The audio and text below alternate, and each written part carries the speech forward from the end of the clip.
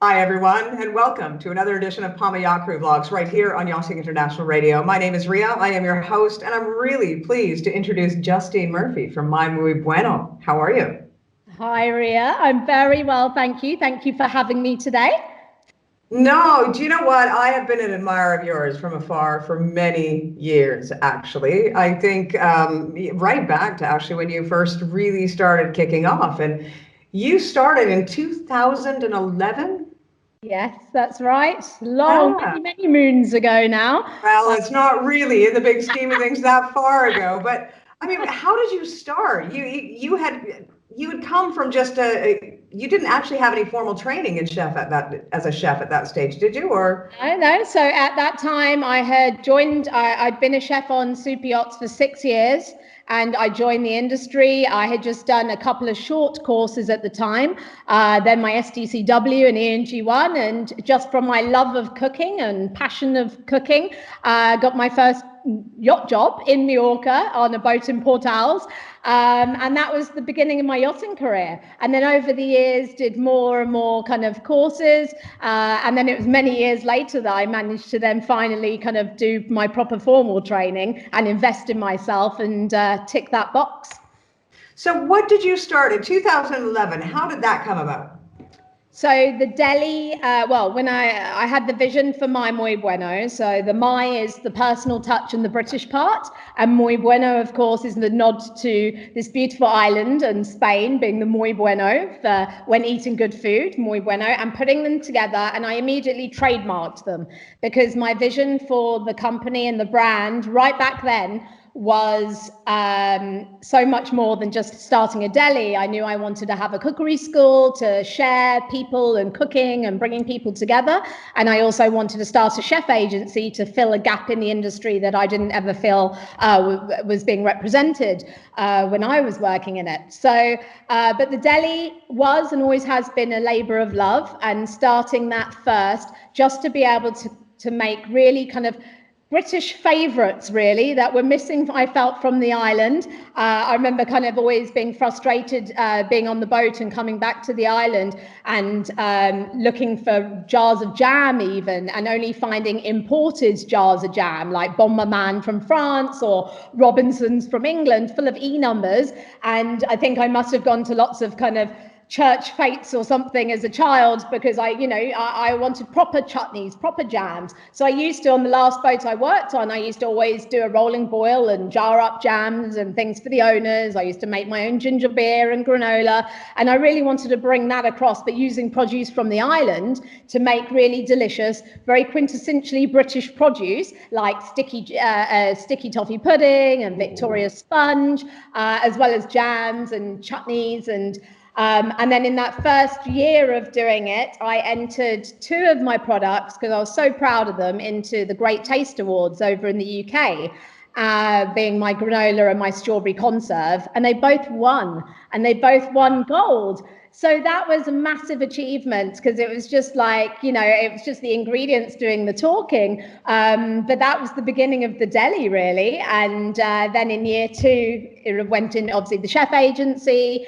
And from there, the original cookery school. And from there, well, just kept evolving and growing, really. Well, I mean, there's 7 divisions in your company now. I mean, you've got, of course, the cooking school we've spoken about, the deli, you've got luxury wear, the crew agency, lifestyle, bespoke events. I mean, it just keeps going. Are you planning on making even more and more? No, at the moment, the plan was always three. It was always going to be the cookery school, the deli, and the chef agency. And then the others all came from a client demand, really, from our clients, our yacht clients, wanting the same bespoke service that we provide for chefs and chef placement, but then for interior.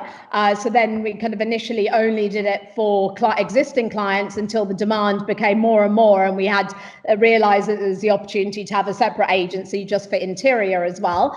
And then the same with the catering, the same with the luxury everywhere, people asking where to get plates from, and really connecting with different people from Montgolfier to Heron Berlin, and cutting out the middleman and working directly with each of these people and these manufacturers so that we can offer the plates and beautiful choices directly to the people who are our existing clients and the chefs that we work with. So it all came together. It's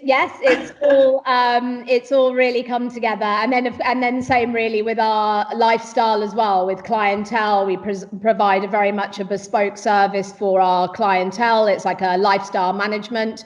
And the girls who handle that are all ex-stewardesses from super yachts. So they've already been working in the super yacht industry for many years and understand the etiquette involved. And, you know, they have different languages, but then maybe they want to come off of yachts and settle down and have a life and what to do after that. So they kind of have a dedicated laptop and phone, and then they look after different clients and log the requests, and we handle them. So everything is very much connected, and it's good food, it's good people, and that's what it kind of brings it all together, really. So we have this kind of great big it's very similar clients across the board. So predominantly we work with super yacht clientele, and then we work with them with their properties, whether that's for placement or indeed for then luxury wear or anything else, or concierge.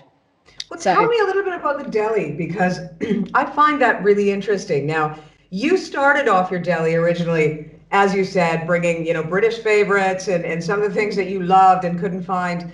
But it has evolved into something that is completely different, but even more amazing, because, you took your vision and you really spent a lot of time fine-tuning it. Tell me about that journey. I think, well, the deli, it's funny how everything happens, I guess. The deli was always the British favourites, and that was with eggs and butter and sugar and everything else. And then over the years, I really noticed a trend of things started changing. We started to get more customers asking for gluten-free, or that they had a lactose intolerance. And at the time, that wasn't my priority. I was busy then with the cookery school or the chef agency. So I kind of said, okay, yeah, maybe we'll do something at some point. And then it got to a point that we had so many people asking that I did do a gluten-free range, a made without range. But the second we did that, then everyone else started to kind of pop up and say, oh, can you do a cake with this? Can you do a cake with that? So it kind of, again, at the time, then I was heavily pregnant with my first son. And again, there was no time, my focus was elsewhere and growing the business and also just being head down, doing what I was doing. I didn't want to change anything or do anything new. I was just busy working upon what I had. And then after having my children, and when they got to an age that they could start eating my cakes full of the butter and the sugar and the eggs, starting to see that the impact that sugar had on them, processed sugar. We were using caster sugar and different types of soft brown sugar, but they'd all been heavily processed, even though we were using really good quality other ingredients. And seeing the difference with my children going from being happy, lovely little angels to wild-eyed, argumentative, screaming children wanting more of the cake. And that kind of horrified me, because it made me really question what, if I knew that the quality of all the other ingredients and where it's come from was good, and it didn't have numbers or anything, or preservatives, everything was natural and good, it was the sugar that I started to question. So as a parent, I have a responsibility to what's going into their bodies, their tiny little bodies, and also my own body. So I started to work with playing and adapting my recipes to be using sugar like coconut sugar, which is not been refined, it's natural, and seeing that you still get that kind of, it satisfies the sweet cravings without having that spike and that high, and also the drop as well. It's just a gentle lift, which is great. And then starting to really evolve all of my recipes. It was this nagging feeling of I've got all these clients and customers out there. So from a moral perspective, how can I be feeding my family at home differently to what I'm feeding people who are paying for the produce. So, and then starting to really listen to them until I just kind of couldn't ignore the noise in my head anymore, and made the decision to say, right, I'm going to take the gluten, take the dairy, take the refined sugar, and let's take the eggs too, so the vegans are happy as well. So that's where it came from. And it was coming from a foodie perspective, a chef perspective, a mummy perspective, to be able to make my produce taste delicious, especially all my cakes and bakes. I wanted them to taste exactly the same as all the original cakes and bakes, with all the butter and the sugar. So my oldest was my chief taste tester, and it took about 2 years of just still living and doing normal life or running the businesses, but then at home every day, every night, my husband would be like, come to bed. I'll be like, no, just I've got to get this, because it would be really frustrating that I'd, make something, then you've got to leave it to cool, then you've got to see if you can even get it out of the pan, let alone if it falls apart, let alone if it tastes any good. And going through those stages to then literally give it all to the dogs because it didn't, and then go through the whole thing and the pain of having to measure it all out again, make it all again, leave it to cool again, and and then to pinpoint what needs a change to get the flavor and the texture and all of those things, to then get the okay from my son to say, wow, this is good. So it was a real an evolving kind of time for me, but it made such a difference. And that's why, everything now, all the desserts and the bakes and the raw desserts, they taste so delicious. You wouldn't know that they aren't full of tons of butter and sugar, because they taste like they are. And that's the thing. So why would you need to go back to the stuff that's full of all the butter and the sugar when this tastes good and it's good for you, and you know what you're putting in your body, and it's that much healthier? Rather than save myself for 2 slices extra of pizza than have a slice of cake full of all the butter. So everything in moderation, but just a much healthier way of I find healthier way of eating, really, and better for me, better for my family, my children. Well, that whole journey gave you some inspiration, and you've got a very sort of exciting announcement. I do indeed. So my cookbook is coming out. Yay! I've been literally for the last year working on it, testing every single recipe from it, and is literally, as my husband put it, this book is this book is your greatest hits. It really is. It's like it's everything. It's from food that I used to cook when I used to be a chef on the yachts, food that I would feed the crew, to food that I then feed my family now. And it's evolved and been better and better. There's no refined sugar, so I use coconut sugar, palm sugar, pure maple syrup, rice syrup, and then things like ripe bananas and medial dates, and that's it. And still satisfying the sweetness that you want, without all of that horrible processed sugar, which is much better for you. And then all the desserts in the book are completely plant-based. So it's all the desserts from the deli, but even better ones, because obviously you couldn't just put the basics. So there's so many treats. There's my salted caramel, which is a big hit at the deli, which is all the kind of caramels made with nut butter and medial dates. And I share my nut butter recipe, my juices, my acai bowl, all the good, like everything, so that you can enjoy it and make it on the boat or make it in your home and feed all the people around you really well. So with 160 recipes, there's no shortage. Well, you know what? I've seen a couple. You sent me a couple of the recipes because I got a sneak preview. And if we weren't in lockdown, I'm sure I could have gotten the recipes, because I think I would have had to go a little further afield than my local corner store. But they look absolutely amazing. And there's not a lot of ingredients. Like, it's not really complicated as you would expect. It's fairly comprehensive. And the fact that you sort of have some ingredients that are repeated in other recipes. So you can go out and do a shop and you can actually make many recipes out of those ingredients that you buy.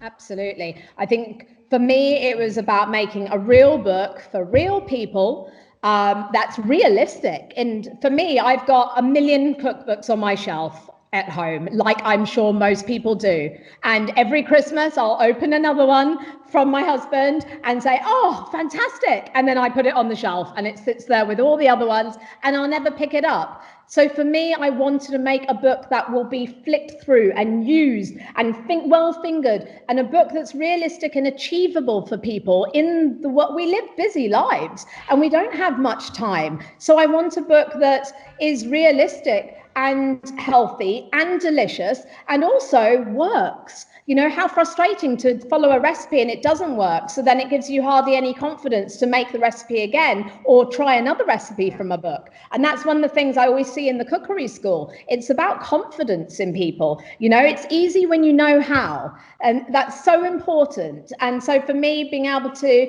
anyone to be able to make any single recipe in the entire book with confidence and seeing that it's easy, it's quick, it tastes delicious, means that you'll try another recipe and you'll make that one again and you'll do it again and again. So you're feeling confident, you're feeling happier, you're feeding the people around you and they're loving it. And that's only but a good thing. And that's what the book is all about, really. It's injecting. One thing that one thing you said to me that really struck a chord with me was that you actually offer substitutes depending on different dietary requirements, which I think is probably one of the smartest things, because so many people nowadays are discovering that they have different issues that with food, whether it be lactose intolerant or gluten or whatever. So you have made those adjustments so they don't have to guess.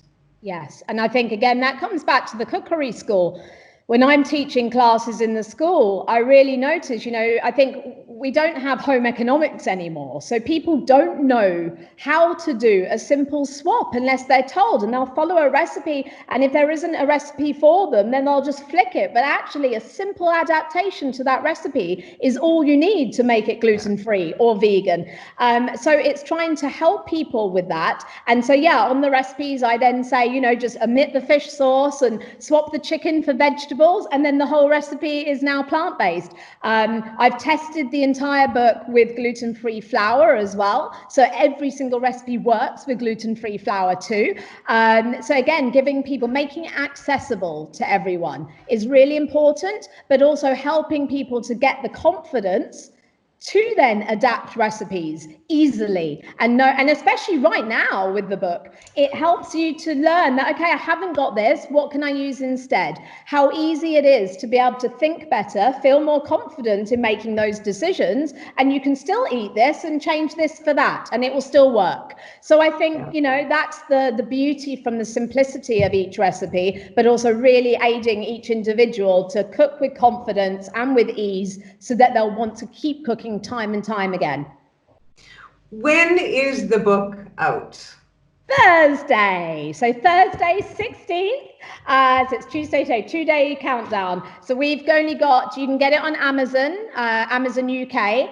And then we've got, hopefully arriving tomorrow now, they were meant to come today, but we've got a shipment coming here with just a certain amount of books that were going to be obviously sold in the deli, but while the deli is of course closed at this time, what we're going to be doing is I'm going to be signing them and people can order them direct from us, and then we can post them to people here on the island in Mallorca. For anyone else outside of Mallorca, they can just order on Amazon and let Amazon handle the delivery. So for a signed one, if you're in Mallorca, you can come to us and get one from us and then get cooking from it.